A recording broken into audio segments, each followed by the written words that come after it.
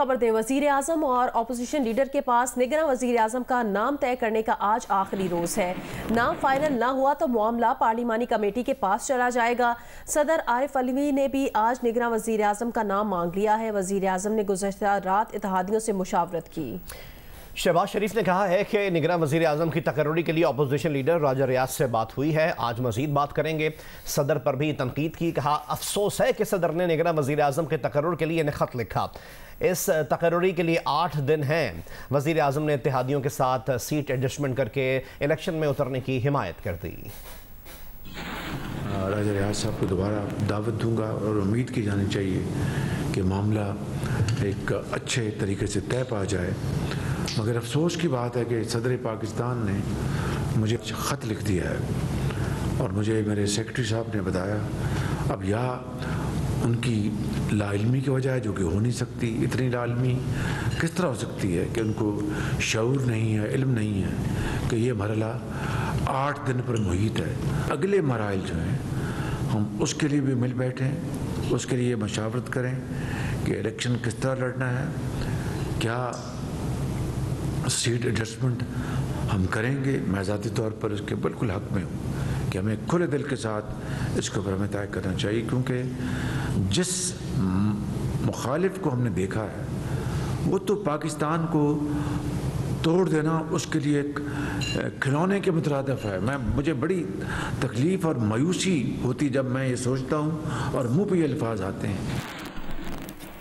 साबिक वफाकी वजीर एहसन इकबाल ने कहा, निगरान वजीर आजम के ओहदे के लिए नवाज शरीफ का किसी नाम पर इसरार नहीं है, हम बस ये चाहते हैं कि मौजूदा मौशी पॉलिसीज का तसलसल बरकरार रहे। प्रोग्राम आज शाहजेब खानजादा के साथ में बातचीत करते हुए एहसन इकबाल ने मजीद कहा कि निगरान वजीर आजम का फैसला इत्तफाक राय से हो जाएगा। नवाज शरीफ साहब का किसी नाम पर इसरार नहीं है।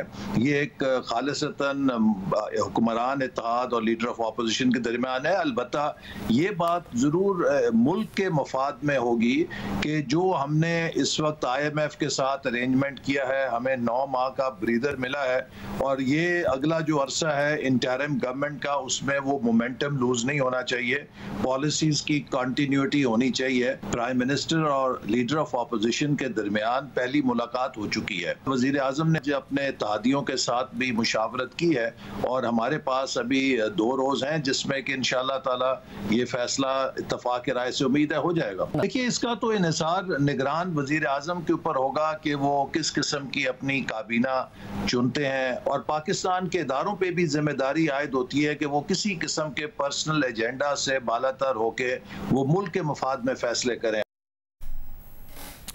Review of judgments and orders act case पर वज़ीर आज़म शहबाज शरीफ ने इजहार अफसोस किया है। कहा, सुप्रीम कोर्ट का फैसला उस वक्त आया जब पार्लियामान मुद्दत पूरी कर चुकी थी। फैसला इस वक्त इसलिए किया गया ताकि फ्लोर ऑफ द हाउस पर इस पर नई कानून साजी ना हो। सुप्रीम कोर्ट के कुछ जजेस ने पार्लियामेंट के साथ जानबूझकर महाज आराई की। मुकन्ना को मुकम्मल इख्तियार है, कानून पर अमलदारी रोकने का वाकया दुनिया में कहीं नहीं देखा। नवाज शरीफ पर अब कोई पाबंदी नहीं, वो नाअहली की 5 साल की मुद्दत पूरी कर चुके हैं। नवाज शरीफ वापस आएंगे और कानून का सामना भी करेंगे। मुझे बड़ा अफसोस हुआ कि ये फैसला उस वक्त आया जब पार्लियामेंट अपनी मुद्दत पूरी करके बर्खास्त हो गई। काश ये फैसला पार्लियामेंट की ज़िंदगी में आता तो हम फ्लोर ऑफ द हाउस पे इसको कानून को जो फैसला आया उसको डिबेट करते। ये पार्लियामेंट जब उसका वजूद खो चुकी है तो उसको ये फैसला आना, ये मैं समझता हूँ कि एक मुझे इससे ज़ाती तौर पर मुझे अफसोस हुआ। रही बात मियाँ नवाज शरीफ साहब की वापसी की, वो इस फैसले से उसका कोई सरोकार नहीं है। मियाँ नवाज शरीफ साहब अपनी डिस्क्वालिफिकेशन का अरसा 5 साल का वो पूरा कर चुके हैं। कानून जो इस वक्त फील्ड में है वो यही है कि डिस्क्वालिफिकेशन की मैक्सिमम मुद्दत जो है वो 5 साल है। तो इंशाअल्लाह मियाँ नवाज शरीफ साहब वापस आएंगे, ये फैसला रुकावट नहीं बनेगा। सुप्रीम कोर्ट ने review of judgments and order act 2023 कलअदम करार दे दिया। एक्ट के खिलाफ दरखास्तों पर 3 रुकनी बेंच ने मुत्तफिका फैसला जारी कर दिया। बेंच में chief justice of Pakistan justice Umar Ata Bandial, justice Ijajul Ehsan और जस्टिस मुनीब अख्तर शामिल थे। मजीद हमें रिपोर्ट करेंगी नुमाइंदा Geo News Maryam Nawaz. Review of judgments and orders act 2023 गैर आईनी है। पार्लियामेंट ऐसी कानून साजी का इख्तियार नहीं रखती। नजरसानी का दायरा इख्तियार बढ़ाने के लिए आइन में तरमीम दरकार है। सुप्रीम कोर्ट ने review of judgments and orders act कलअदम करार दे दिया। सुप्रीम कोर्ट ने नजरसानी कानून का तफसीली फैसला जारी कर दिया। 3 रुकनी बेंच ने मुतफिका तौर पर 51 सफ़हात पर मुश्तमिल तफसीली फैसला जारी किया। इसके साथ जस्टिस मुनीब अख्तर का 33 सफ़हात पर मुश्तमिल इजाफी नोट भी शामिल है। फैसले में कहा गया, किसी भी कानून को कलअदम करार देने के इख्तियार को इंतहाई एहतियात से इस्तेमाल करना चाहिए। कानून को उस वक्त कलअदम करार नहीं देना चाहिए जब इसकी शिकें आइन से हमआंगी रखती हों। रिव्यू ऑफ जजमेंट एक्ट आइन पाकिस्तान से वाज़ेह तौर पर मुतसादिम है। ये मुमकिन नहीं कि इस कानून को आइन से हम आहंग करार दे दिया जाए। अगर इस कानून के तहत अपील का हक दे दिया गया तो मुकदमा बाजी का एक नया सैलाब उमड़ आएगा। एक्ट को इस तरह बनाया गया जैसे आइन में तरमीम मकसूद हो। आइन पार्लियामेंट को कानून साजी के जरिए अदलिया में मुदाखलत करने से रोकता है। 1973 में आइन साज पुरएतमाद और बिल्कुल वाज़ेह थे कि नजरसानी अपील नहीं हो सकती, इसीलिए फर्क रखा गया। सुप्रीम कोर्ट का हुक्म हतमी होता है और सिर्फ महदूद बुनियादों पर नजरसानी मुमकिन है। ये नहीं कहा जा सकता कि कानून साज या जजेज नजरसानी के कानून से मुतालिक कम इल्म है। पार्लियामेंट के पास सुप्रीम कोर्ट के किसी भी मामले में कानून साजी का इख्तियार नहीं। जब आइन नजरसानी के तौर पर अपील का हक नहीं देता तो एक्ट से ही कैसे मुमकिन है। हमारे जहन में कोई इबाम नहीं कि रिव्यू एक्ट सिर्फ नजरसानी को अपील में बदलने के लिए लाया गया। अगर मरकजी केस सुनने वाले मेंबरान नजरसानी नहीं कर सकते तो फुल कोर्ट के फैसले के खिलाफ नजरसानी कौन सुनेगा। सुप्रीम कोर्ट को आइन इजाजत नहीं देता कि वो अपने फैसले के ही खिलाफ अपील सुने। मुकन्निना फैसला नहीं कर सकती कि कितने जजेस ने कौन सा केस सुनना है। चीफ जस्टिस पाकिस्तान का इख्तियार है कि वो बेंच के अरकान और उनकी तादाद का तयन करे।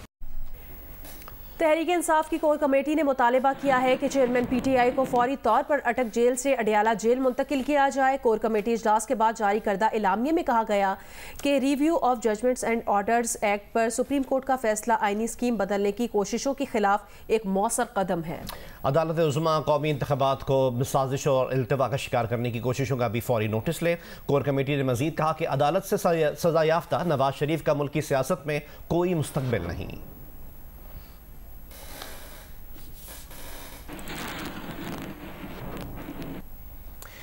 आगे बढ़े और आपको बताएं कि गवर्नर सिंध कामरान टिसोरी ने वज़ीर आला की जानिब से सिंध असम्बली को तहलील करने से मुतालिक समरी मंजूर कर ली। गवर्नर के दस्तखत के बाद सिंध असम्बली तहलील और काबीना फारिग हो गई है। वज़ीर आला सिंध मुराद अली शाह ने काबीना अरकान के हमरा गवर्नर हाउस कराची में गवर्नर कामरान टिसोरी से मुलाकात की।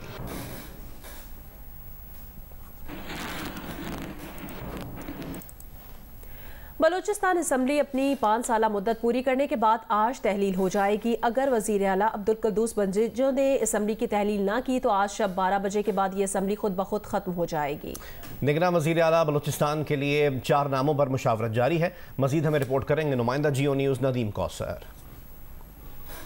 बलूचिस्तान असम्बली की 5 साल मुद्दत पूरी होने में अब चंद घंटे रह गए हैं। सूबे में निगरान वज़ीर आला के नाम फाइनल करने के लिए वज़ीर आला और अपोजिशन लीडर के दरमियान कोई मुलाकात सामने न आई। ज़राए के मुताबिक कई रोज से इस्लामाबाद में क़याम पज़ीर वज़ीर आला बलूचिस्तान की अपनी जमात BAP के रहनुमाओं की राय लेने के बाद दीगर सियासी जमातों के रहनुमाओं से मुशावरत जारी है। ज़राए के मुताबिक इस वक्त निगरान वज़ीर आला के लिए जमीयत उलमा इस्लाम फ़े की जानिब से साबिक रुकन कौमी असम्बली उस्मान बादिनी और BNP की जानिब से रुकन सूबाई असम्बली हमल करमती और पाकिस्तान पीपल्स पार्टी की जानिब से अली हसन ज़हरी के नाम दिए गए हैं, जबकि साबिक ब्यूरोक्रेट शबीर मेंगल का नाम भी सिरे और है।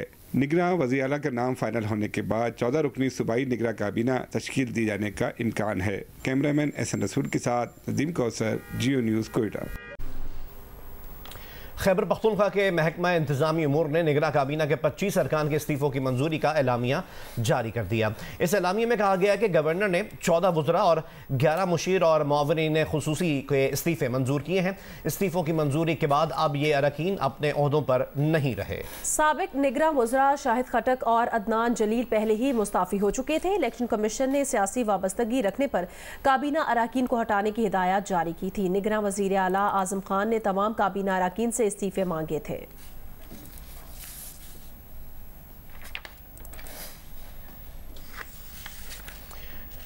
मजीद आपको बताएं कि मुल्क में महंगाई ना रुक सकी। चीनी, मुर्गी, दूध, मिर्च, दाल माश, दाल मूंग और दाल मसूर समेत 29 अशिया ज़रूरिया की कीमतों में इजाफा हुआ है।